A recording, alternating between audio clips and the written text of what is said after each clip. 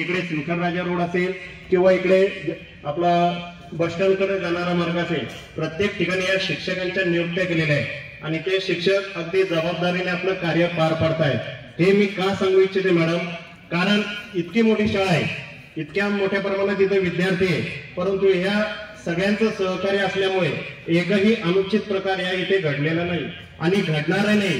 हे मी साक्ष या आमच्या सहकार्यांच्या आणि आमच्या मार्गदर्शन करणाऱ्या सर्व व्यवस्थापकीय मंडळांच्या जीवावर मी स्वतः देऊ शकतो आणि त्यामुळे आज आपण जे आमच्या विद्यार्थ्यांना मार्गदर्शन केलेले आहे ते निश्चितच प्रेरक ठरणारे आणि आमचे विद्यार्थी जे आपल्या जीवन पद्धतीमध्ये हा बदल घडवून आणतील। या सगळ्या घटनेच्या मागचा जो मुख्य भाग असतो तो म्हणजे मोबाईल।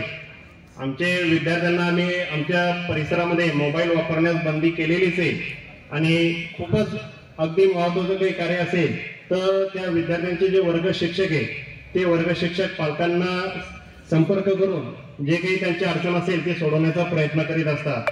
असो, आजच्या कार्यक्रमाप्रसंगी उपस्थित उपविभागीय अधिकारी मनीषा कदम मॅडम तसेच त्यांचे सहकारी यांचे सर्वांचे मी देवघर हायस्कूल तथा कनिष्ठ महाविद्यालयाच्या परिवाराच्या वतीने आभार व्यक्त करतो।